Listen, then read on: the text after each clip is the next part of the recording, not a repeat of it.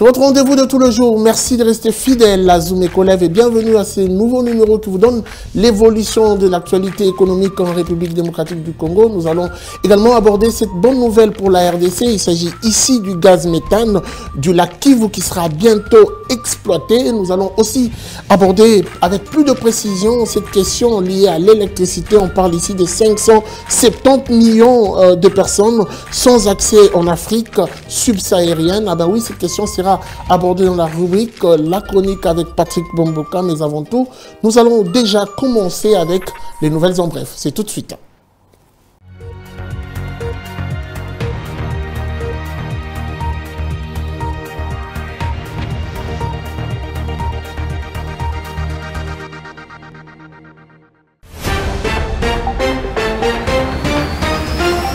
Débutons ces nouvelles en bref avec cette information. Dans son projet de loi des finances publiques de l'exercice 2023, le gouvernement congolais a assigné aux hôpitaux généraux des références et aux établissements d'enseignement supérieur et universitaire public répertoriés à ce jour les recettes de l'ordre de 359,5 milliards de francs congolais, soit près des 179 millions de dollars américains. Ces recettes classées dans les catégories de budget annexes sont évaluées à 359,5 milliards de francs congolais en 2023 et enregistrent un taux de régression de 12,3% par rapport à leur niveau de l'exercice 2022, les 409,9 milliards de francs congolais renseignent les projets de loi des finances publiques en examen au Parlement.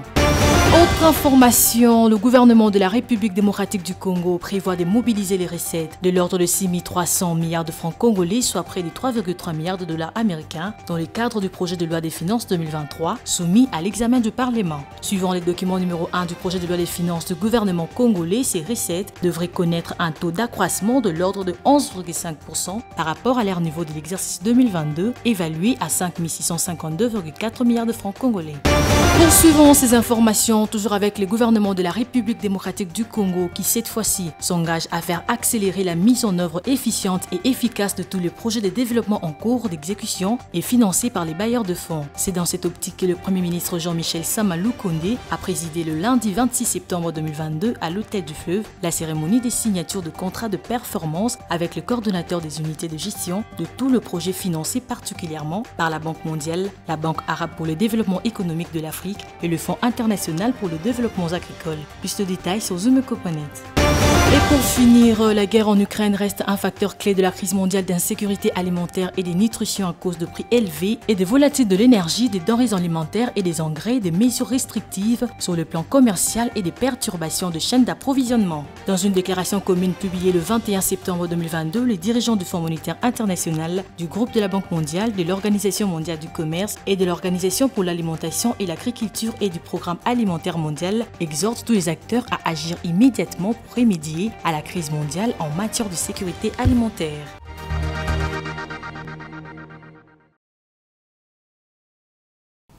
Voilà, des retours sur ce plateau. Nous allons déjà prendre la toute première rubrique après les nouvelles en bref. Il s'agit ici de chiffres clés qui nous seront présentés par Judith Unamaka. C'est tout de suite.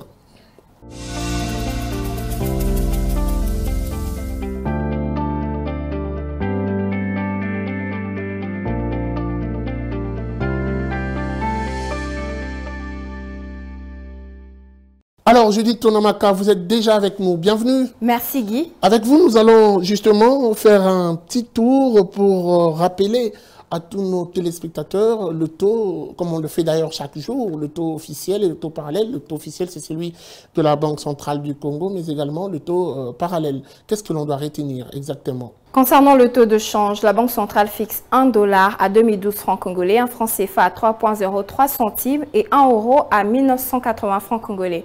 Binza Pigeon est l'endroit ciblé pour le compte du marché parallèle. Et dans cet endroit, 1 dollar se change à 2032 francs congolais, un franc CFA à 3,19 centimes et 1 euro à 2071 francs congolais. Alors avec vous, nous allons également parler des recettes extérieures prévues pour l'exercice 2023. Mais avant tout, on aimerait faire comprendre ou expliquer expliquer mieux à ceux qui nous suivent qu'est-ce que l'on doit comprendre de ces recettes extérieures exactement? Ce qu'il faut savoir sur ces recettes extérieures du budget de l'État, ces recettes extérieures sont celles qui proviennent des partenaires extérieurs de la République démocratique du Congo. Elles sont donc constituées des recettes d'appui budgétaire, des dons budgétaires, c'est-à-dire l'argent donné par le pays ou des organisations internationales pour financer ce déficit budgétaire, c'est-à-dire sans remboursement, et des recettes de financement des investissements, c'est-à-dire l'argent emprunté par l'État avec paiement d'intérêts envers l'État et les particuliers pour exécuter des projets d'investissement. Alors concernant les chiffres, puisque nous avons nettement compris combien le gouvernement congolais prévoit de capter exactement en termes de recettes d'ici 2023. Le gouvernement de la République démocratique du Congo prévoit de mobiliser des recettes de 6 300 milliards de francs congolais, soit près de 3,3 milliards de dollars américains, dans le cadre du projet de loi de finances 2023 soumis à l'examen du Parlement. Suivant le document numéro 1 du projet de loi de finances du gouvernement congolais, ces recettes devraient connaître un taux d'accroissement de l'ordre de 11,5% par rapport à leur niveau de l'exercice 2022, évalué à 5 652,4 milliards de francs congolais. Alors, toutes ces recettes extérieures se rapportent à quoi exactement? Ces recettes extérieures se rapportent notamment aux appuis budgétaires de 1846,1 milliards de francs congolais qui enregistrent un taux de régression de 35,9% par rapport à leur niveau de l'exercice budgétaire 2022 de 2878,1 milliards de francs congolais. Ces recettes comprennent 1104,8 milliards de francs congolais d'emprunts programme, 330,8 milliards de francs congolais des dons budgétaires et 410,5 milliards de francs congolais d'allocations.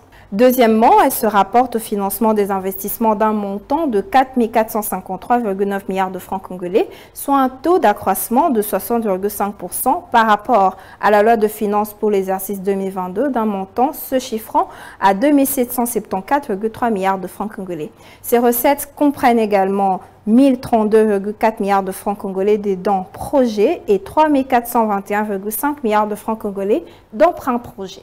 Merci beaucoup à vous, Judith Tunamaka, pour toutes ces précisions. C'était un plaisir d'être avec vous sur ce plateau. Merci à vous, Guy. C'était un plaisir.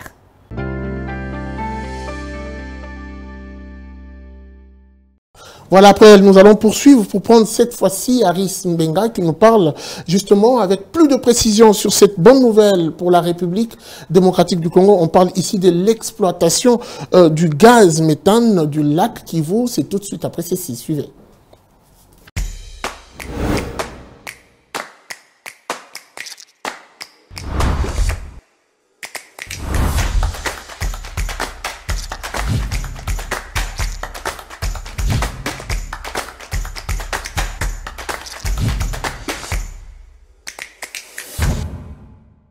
Monsieur Aris Mbenga, vous êtes avec nous. Bonjour. Merci Guy. Alors, la première question, c'est le petit rappel. Faisons un petit récapitulatif avant que l'on parle de cette exploitation, cette bonne nouvelle qui est restée presque attendue par plus d'un Congolais depuis des années. Qu'est-ce que l'on doit dire de l'histoire? Qu'est-ce que l'on peut retenir, rappeler comme histoire de l'exploitation du gaz méthane? Alors, on se rappellera dès 2017 où la RDC et son voisin le Rwanda envisageaient ou ont même signé un protocole d'accord en vue de mener des recherches concomitantes sur l'exploitation sécurisée du gaz méthane dans le lac Kivu, où même un partenaire hollandais s'est proposé de financer le projet à hauteur de 8 millions de dollars américains sur une durée de 2 ans. Fort malheureusement, la RDC de son côté a connu un retard par rapport au Rwanda sur l'exploitation de ce gaz méthane de son côté, fort malheureusement. Alors en novembre 2020, les travaux du comité de l'exécution du projet de l'exploitation du gaz méthane du lac Kivu, bloc Goma, en vue de la production d'électricité où une société tunisienne s'est proposée, la société Kivu Power, de pouvoir produire de l'électricité à travers l'exploitation de ce gaz méthane avec plusieurs retombées au profit de la population de ce coin. Fort malheureusement, sans succès. Alors, d'où la décision du gouvernement congolais de lancer des appels d'offres aux différentes entreprises étrangères en mesure de monter des plateformes pour l'exploitation de ce gaz méthane.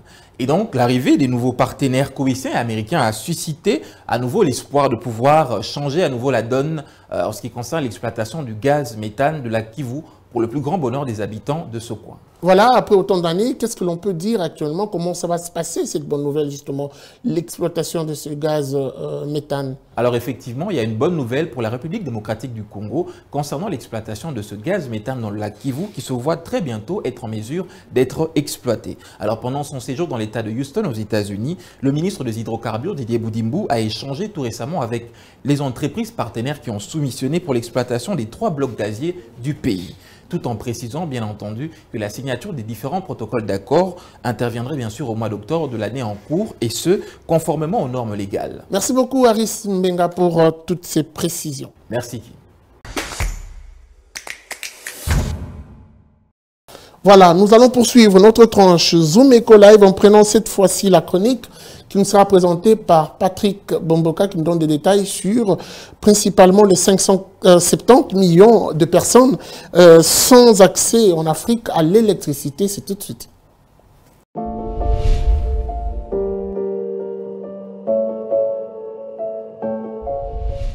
Bonjour. L'accès à l'électricité reste un défi majeur dans la région de l'Afrique subsaharienne. Selon les récentes données de la Banque mondiale, près de 570 millions de personnes n'ont toujours pas accès à l'électricité dans cette région. Plus encore, entre 2018 et 2020, la part de l'Afrique subsaharienne dont la population mondiale n'ayant pas accès à l'électricité est d'ailleurs passée de 71 à 77%. À en croire les mêmes données de la Banque mondiale, l'Afrique a une production potentielle pratique moyenne d'énergie solaire à long terme de 4,51 kWh par kWh produit par jour. On constate même que le continent dévance de peu l'Amérique centrale et du Sud qui atteint 4,48 kWh par jour. Malgré le potentiel du continent noir, la capacité installée en Afrique en termes d'énergie renouvelable ne représenterait qu'environ 1% des capacités solaires, voltaïques et éoliennes mondiales. Selon l'analyse de la Banque mondiale, l'Afrique n'arrive toujours pas à mobiliser suffisamment de financement pour exploiter ces énormes ressources d'ailleurs prouvées. En République démocratique du Congo, le taux de desserte en électricité avoisine le 9%, alors que le pays est pourvu d'un potentiel énergétique estimé à plus de 100 000 MW. Quand bien même le droit d'accès à l'énergie électrique est garanti par l'article 48 de la Constitution congolaise, on dénombre à peine 35% de la population congolaise qui ont accès à l'électricité dans les zones urbaines, dont 50% à Kinshasa et à peine 1% dans les zones rurales. Merci de nous avoir suivis.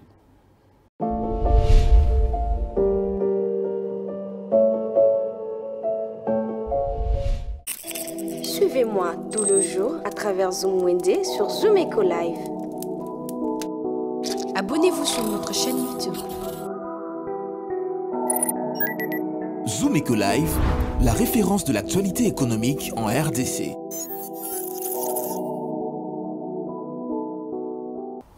Vous y prêtez presque pas attention. Ah ben oui, le marché Brasero existe ici à Kinshasa, capitale de la République démocratique du Congo. Naomi Kandé s'est saisie de cette opportunité en vous demandant de rester chez vous à la maison puisqu'elle va faire le marché avec vous dans votre canapé. Zoom Wende, c'est tout de suite.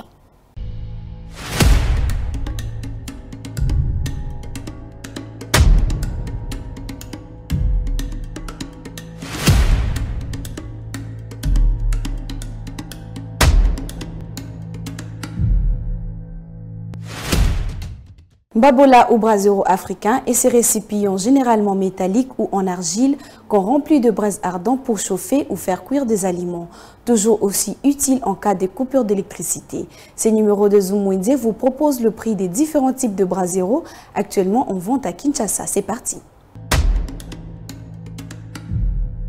Commençons avec le prix de brasero ordinaire de petite taille à 3 000 francs. La grande mesure varie entre 6 000 francs et 7 000 francs. Pour ceux qui veulent se procurer des braseros ordinaires doubles, cela coûte entre 22 000 francs et 25 000. Pour les utilisateurs de braseros à pile, Cela se vend à 25 000 francs. On a aussi pensé aux utilisateurs de brasseries à pétrole, communément appelés réchauffés à pétrole, où la petite dimension se vend à 13 500 francs. La grande mesure varie entre 21 000 francs et 22 000. Pour le prix de brasero à gaz, celui de 6 kg coûte 22 $ et 25 $. Vous avez la possibilité de vous en procurer en grande mesure de 9 kg au prix de 50 $. Clôturons avec des braseros économiques qui est un modèle de brasero pour réduire la consommation des charbons de bois et cela varie entre 15 000 francs et 20 000 francs congolais. Merci de nous avoir suivis sur Zoom Midi. Restez connectés sur Zoom Eco Live. Les rendez-vous économiques, c'est dans l'agenda sur Zoom Eco Live. Abonnez-vous sur notre chaîne YouTube. Zoom Eco Live, la référence de l'actualité économique en RDC.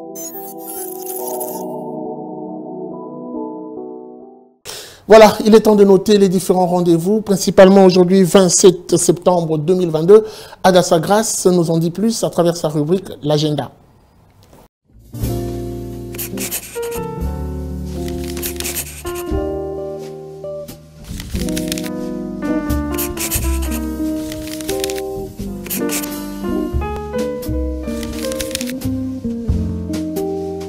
Bienvenue à l'agenda, voici le rendez-vous du jour. La Fédération des entreprises du Congo lance une table ronde de renaissance ce mercredi 28 août 2022 avec comme thème « La PME congolaise à l'ère de nouveaux enjeux ». À présent, notons que la 3e édition de la Foire de la mode s'y tiendra le 30 septembre prochain à Kinshasa et sera axée sur la créativité et l'entrepreneuriat. Cette fois-ci, les débats citoyens sur l'économie congolaise et développement pour que ça marche se tiendra sous un format virtuel le 30 septembre prochain à partir des 19 h.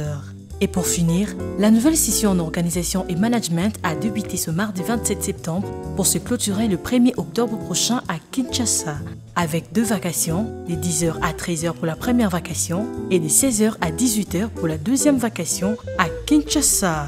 Merci de nous avoir suivis. Au revoir.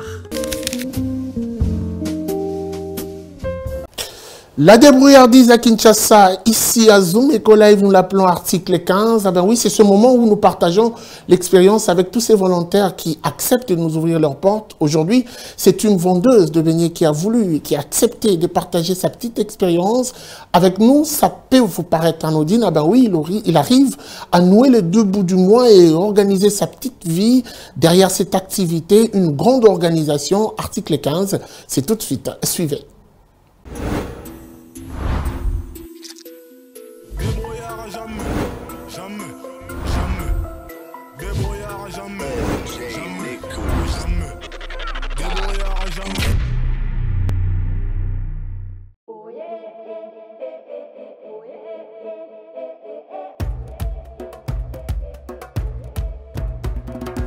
awa na yanga tozobika mingi na mois de vivre olibina litongo kiti libongo olitumbisi epai ya baninga po toza na mbongo na posi te okatikati okalingi otekisi esili opesi bakolo ya bango moke ozoya etere somene yango na ndenge ya bana likelemba nyongo ata hopitale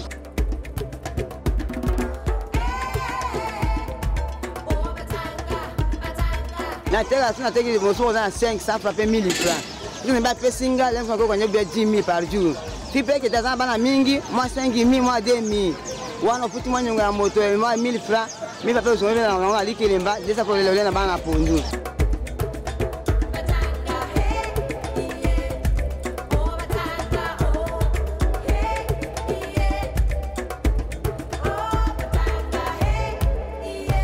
ate kenze za ndenge nini bina tongo oyo mi débrouiller pour que bana babika oyo zimbi c'est pas moningo tekisi soki esili na kimia opese mo na kimia muke na pe pe na kosoma na ngo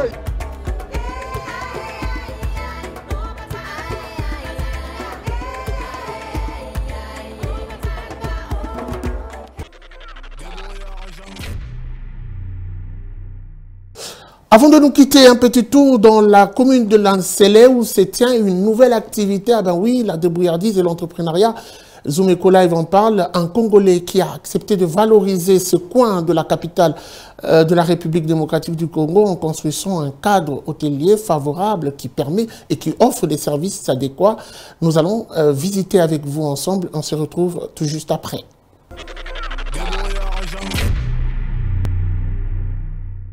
Au cœur de Kinkole, découvrez William Lodge.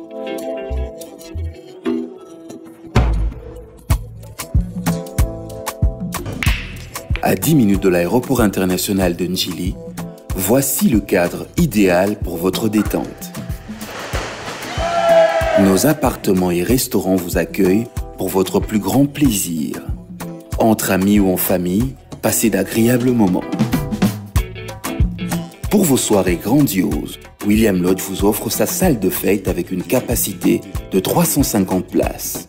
Chez nous, dégustez les meilleures recettes congolaises et étrangères faites par les mains des maîtres.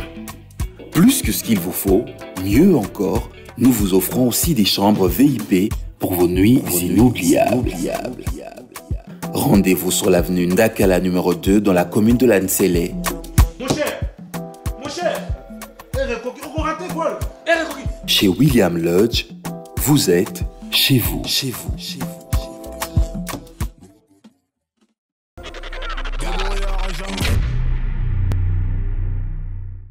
Voilà, c'en est fini pour aujourd'hui. Merci de nous avoir suivis. La suite, c'est sans doute au prochain numéro avec le même plaisir. Au revoir et à très vite.